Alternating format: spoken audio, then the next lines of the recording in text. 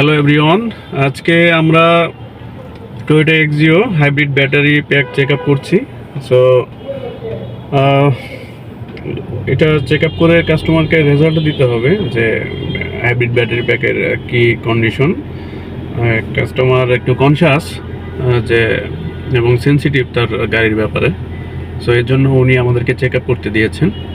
So আজকে আমি আপনাদেরকে কিছু টিপস দিব হাইব্রিড ব্যাটারি মেনটেন্যান্সের ব্যাপারে, এবং হাইব্রিড ব্যাটারি ফুয়েল কনজাম্পশন এবং মাইলেজ যাতে যেটা আপনাদের রিজনেবল হয় এবং পান, সেটা আমরা চেষ্টা করব আপনাদেরকে সেই ইনফরমেশনগুলো দেওয়ার জন্য। তো আজকে আমরা যে hybrid battery pack check up করছি, এটা কন্ডিশন ওভারঅল ওকে, আমরা কোনো ফাইন্ডিংস পাচ্ছি না। আর আপনাদেরকে যেটা আমরা আজকে ইনফরমেশন দিচ্ছি যে আপনাদের মাইলেজটা বেশি পাওয়ার জন্য এবং ফুয়েল কনজাম্পশন কম যাতে হয় সেই টিপসগুলো দিচ্ছি।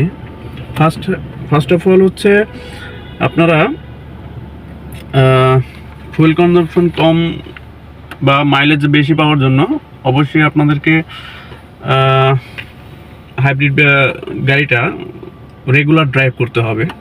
ইন কেস আপনাদের গাড়ি যদি বাসায় বসা থাকে, সো সেই ক্ষেত্রেও আপনাদের যেটা করতে হবে সেটা হচ্ছে প্রতিদিন কমপক্ষে 10 থেকে 15 মিনিট স্টার্টে রাখার চেষ্টা করবেন যাতে হাইব্রিড ব্যাটারিটা চার্জ হয়। সো সেকেন্ড হচ্ছে আপনারা 3 মাস থেকে 6 মাস পর পর হাইব্রিড সিস্টেমটাকে চেক আপ করবেন।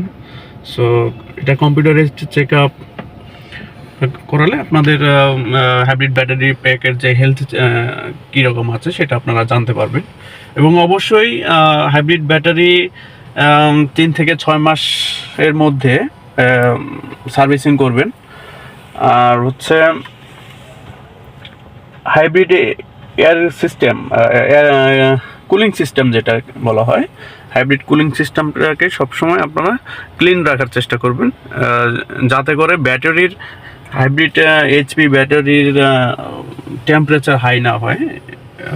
টেম্পারেচার হাইব্রিড ব্যাটারির ক্ষেত্রে অনেক ইম্পর্টেন্স একটা ইস্যু। যদি টেম্পারেচার হাই হয়ে যায়, সো সেই ক্ষেত্রে আপনার ব্যাটারির ক্যাপাসিটি কমে আসতে থাকবে।